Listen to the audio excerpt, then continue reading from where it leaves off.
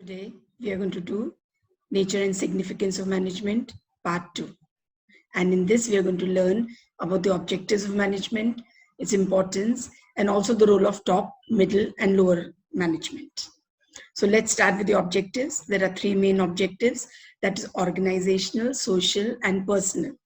So let's start with the organizational objective. Organizational objectives are also called economic objectives because every organization has been set up with some purpose, and that purpose is to earn profit basically. But before they earn profit, they need to survive in the market also. So organizational objectives are also called economic objectives. And this objective is to utilize the human and material resources that are available in the organization to the best possible advantage. Now, there are three organizational objectives in that particular order. First is survival.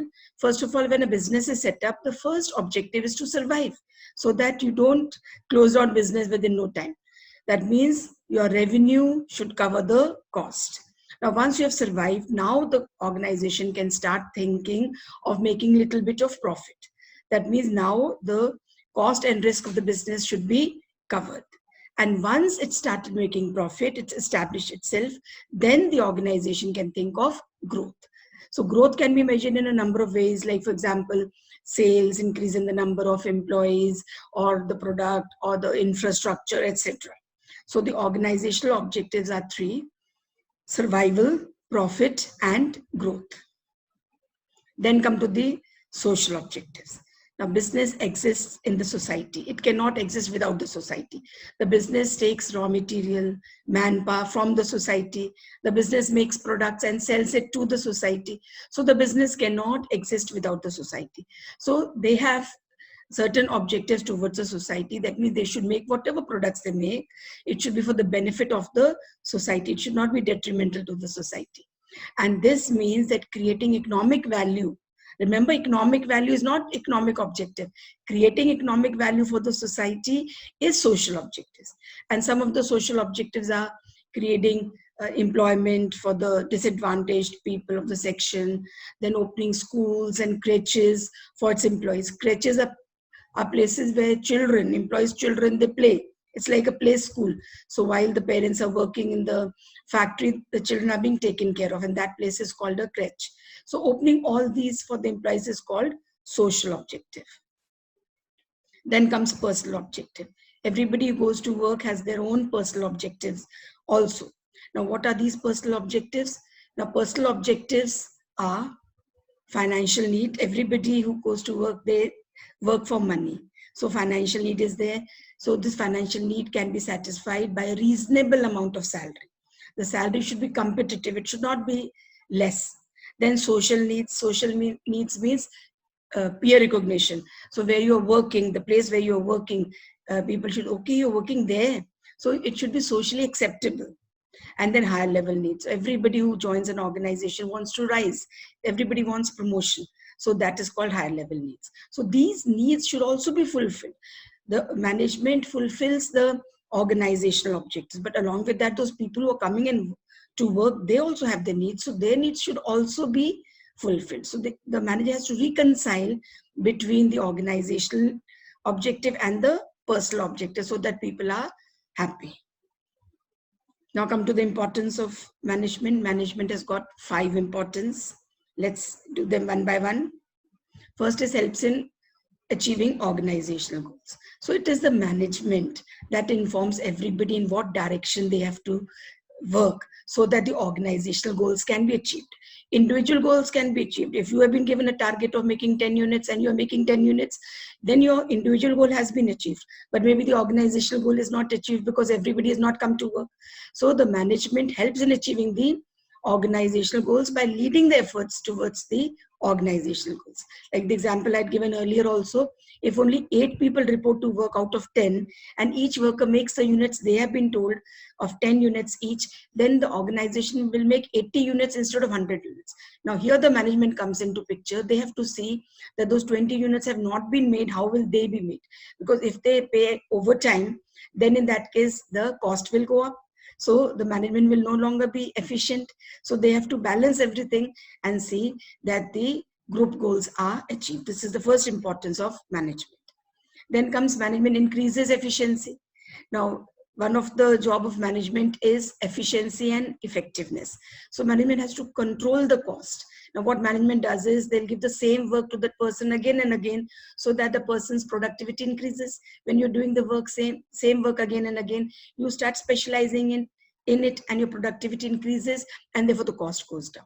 So this is how management helps increase efficiency of the workers. Then management creates a dynamic environment. You have to keep changing according to the environment. If you don't change, then you will become obsolete. There have been so many examples of organizations who did not change with the changing environment, and therefore they no longer they are there.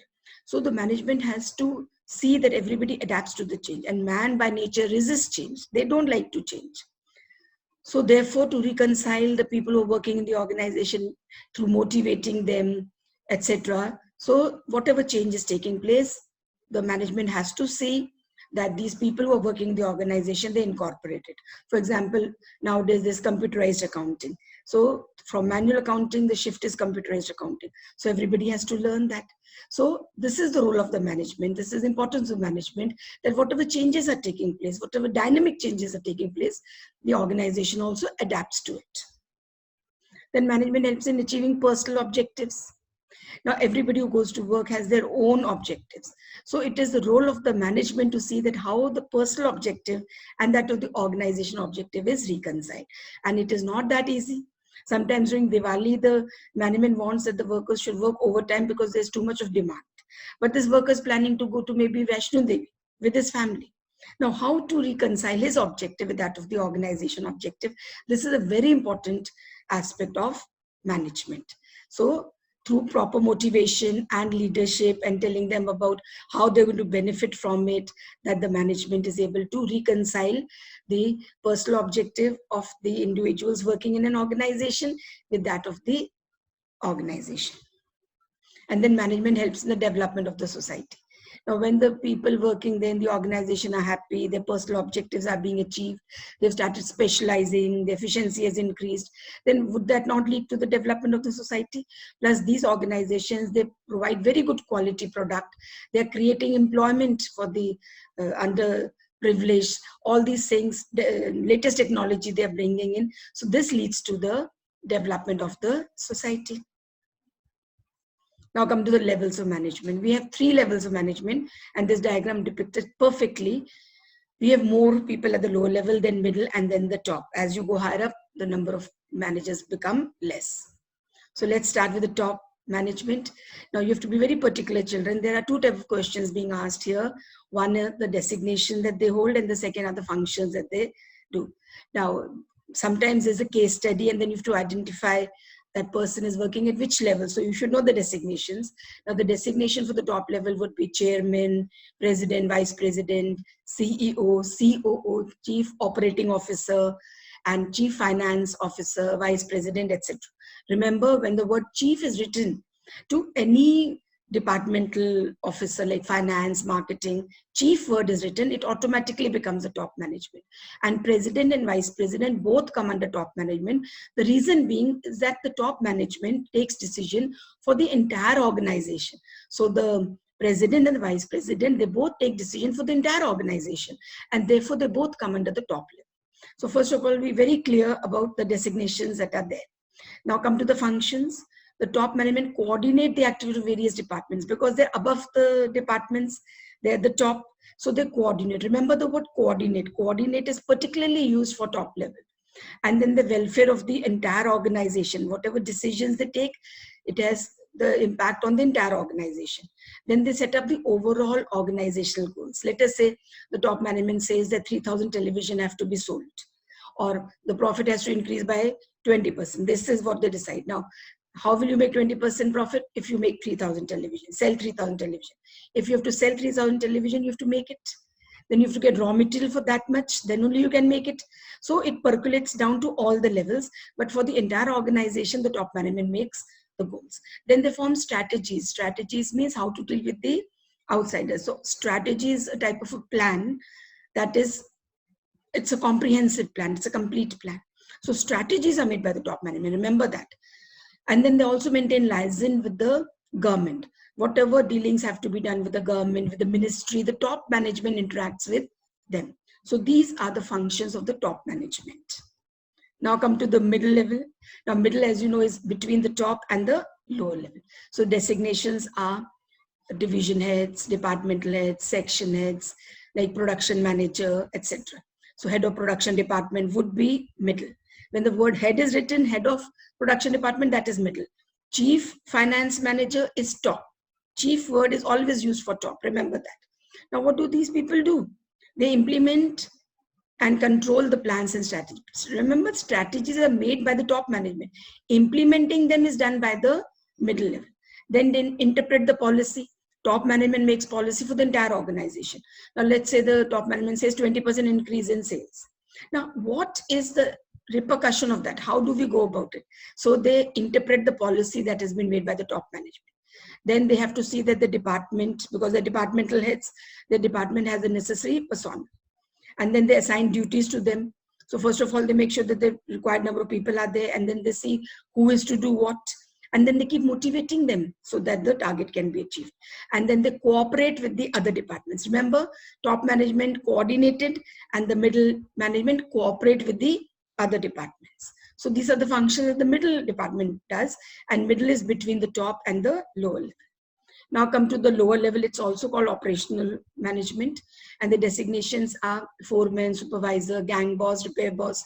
In the second chapter, we would be doing functional foremanship, and all those 8 specialists that Taylor had talked about, they're all lower level managers. So you could use any of those designations. Now what do they do? Now lower level management, they are just above the workers, and they're also called frontline managers. So they are above the workers, so they directly supervise the activities of the workers. And through their effort, the quality is maintained. They have to see whether the quality is proper or not. Then they see that minimum wastage, that the workers are not wasting. Maybe there's a new worker who's come, he doesn't know how to operate the machine, and therefore that is leading to a lot of wastage. So that also the lower level management has to see. Then they have to see the safety measures are being taken, because in case there's any accident, it becomes very heavy for the organization. They have to pay a huge amount of compensation if any such thing happens.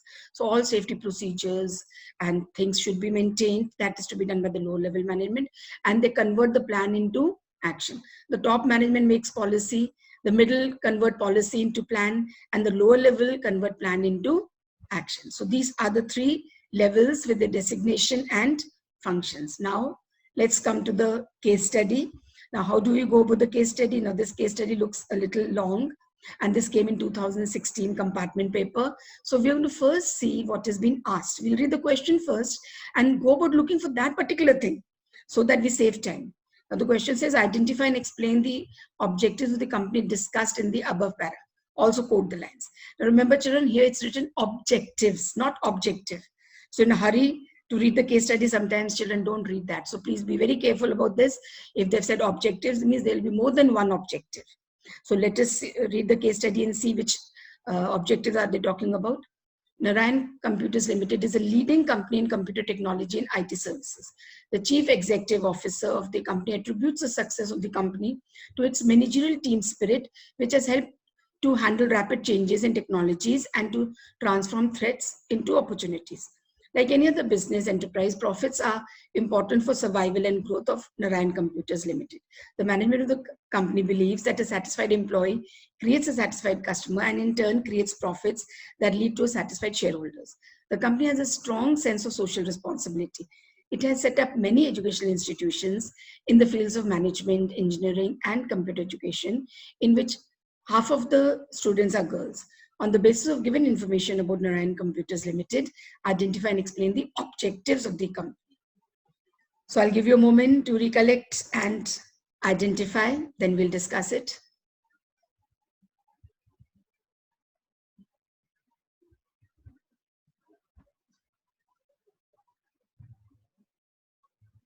Yes, you got it right. So let me share the answer with you. Enterprise profits. So the organizational objective of profit, survival, profit, and growth, and strong sense of social responsibility. That means social objective.